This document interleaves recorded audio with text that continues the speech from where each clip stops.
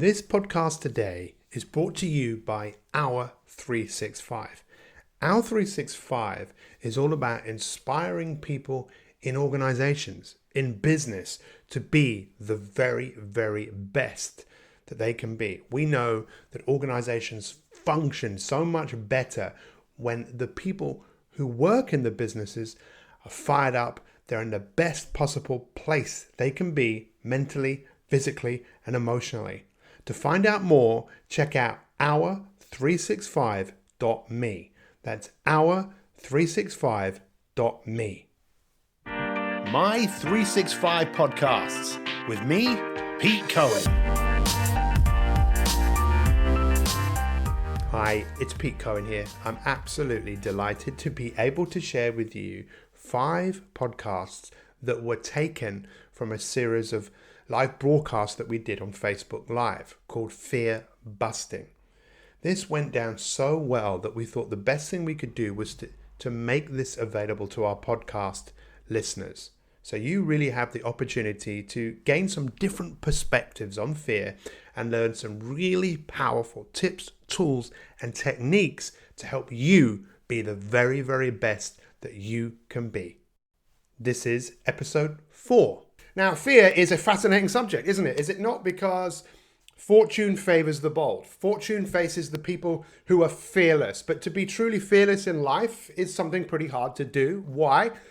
Because basically we have a natural fear response inside us. Fear of loud noises. If you hear something loud, it's a really good idea to get frightened because your life could be in danger. And also fear of falling because we can't fly. You are built with those natural bits there are like encoded into your hardware. I think it's very hard to remove them. Everything else that's been encoded into you has been programmed. You have programmed, you've allowed it to be programmed. No one actually got in your head and moved things around and said, you must be frightened of spiders, you must be frightened of the opposite sex, you must be frightened of being poor. These are things that you've learned by your conditioning. Who knows, some of it might have been encoded into your DNA, but I believe in epigenetics. What does that mean? Epigenetics is all about how your genes express themselves based on how you live your life. And what we're going to be talking about today, it is going to blow your mind. Who is ready to hear something so powerful? But before I say what this is, we've got to just work up to speed as to what we've already done this week. Please, if you have not shared this, share it because people need to hear what I'm about to say. Because people don't change when you tell them what to do. If you're looking at someone who's made a real deep change inside themselves, where they see it, where the word decision comes from, they've cut off from what they were doing and they've made a true decision, they are different. That people change, not when we tell them what to do. They change when their perspective changes. When they all of a sudden go, I have never thought of it like that. And that's why I show up every day, yes, giving you tips, tools, techniques for you to be the very, very best that you can be, but I also show up here every day as a constant force of consistency because consistency is needed. But let's be really honest. What's the biggest fear in the Western world? Well, people say it's public speaking. People would rather not speak in public than actually dying. So they would rather be in a coffin at their funeral than speaking at their eulogy. That's what a lot of people associate with their biggest fear. I don't actually think it's the biggest fear. I think the biggest fear is that we're not good enough. The biggest fear that we won't be loved. They're the two biggest fears. I'm not good enough and I won't be loved. Why do we have that fear? Is it because we live in a world that basically is giving you messages every day? You're not quite good enough the way that you are. That's what the world is sending us. Turn on the news, turn on the newspaper, turn on the television, pick up a magazine and see how long it takes until you start to feel, oh, I need this, or I'm not as good as that, or that person's bum is better than my bum, and we start to feel not quite good enough, and we've created a world where we have to get things. So we said this week. When you live in fear, it's often that you feel you have to get something. I have to get this in order to be someone. So you're always living with there's something missing, and that makes people feel quite frightened. When you come from the mindset of giving, this is what I'm here on earth to give, then we're coming from a place of abundance. Where there's abundance, there's hardly any fear. So the fear response is natural. I asked everyone to start looking at how many times a day do you elicit the fear response? Probably loads. But the real reason most of us are frightened is because we are meek. Now, what does that mean? What does meek mean? I really would encourage you to go away and start looking at the origins of this word. Okay? Because this is really, really important. This is one of the most important things I have ever said to any of you. So, have you ever heard, apparently Jesus said this, "For the meek will inherit the earth." Apparently he said that, okay? Maybe he did, maybe he didn't, who knows? I'm not here to have a religious art. Let's just say he did say that. And let's look at why he said that. Because how many of you, if someone sneezes, you go, "Bless you"? How many of you do that? How many of you do that? Someone goes, "Bless you," you go, "Bless you." Does anyone do that? Anyone, when anyone sneezes? Does anyone eat what's on their plate because they were told there were starving kids in the world? Does anyone do that? And you still eat for the third world, yet eating for them doesn't actually help them. That came from the Second World War, rationing. Saying "bless you" when people sneeze came from the 13th century. Meek. What are the meek? Now, the meek were, when Jesus said this, he was talking to the villagers. People were ruled by the Roman Empire. You couldn't stand up. You couldn't stand up and say, "Let's start a revolution." If you stood up and said, "I'm going to start a revolution," do you know what would have happened to you? You would have been quashed. We were being ruled by some of the most powerful people that ever spoke up. That ever spoke. And if you spoke up, you were finished, my friends. To be meek was to be humble. To be meek was to be quiet. And what Jesus was saying, I believe, this is my interpretation, is, listen, if you're living in a world where you have to be subservient, that if that's what you have to do or you'll die, just be comfortable with that. Be comfortable with that, because if you're like that and you find humility in the world that you live, then they will never take that away from you. It's like what Viktor Frankl wrote in his book, A Man's Search for Meaning. This is a man who was in the concentration camps, and the Nazis killed his whole family, and he had invented something called logotherapy, which is about your attitude. That he was saying, you can take everything away from you, you can kill everything else around me, but I still choose how I feel. And I believe that you and me and so many of us are playing meek. If you want to really look at what the word meek means, it means to be docile, to be shy, to be timid, to be long-suffering, to be orderly, to be patient, to be plain, to be spineless, to be weak-kneed, nothing objected, to be fit, to be fearful. Now, there are a couple. To be patient is a good thing, but just imagine if this was true, that you are meek. Deep down inside, you are still feeling, when I was like that for years. I went to school, I was meek, I was just I didn't stand up. I'm meek.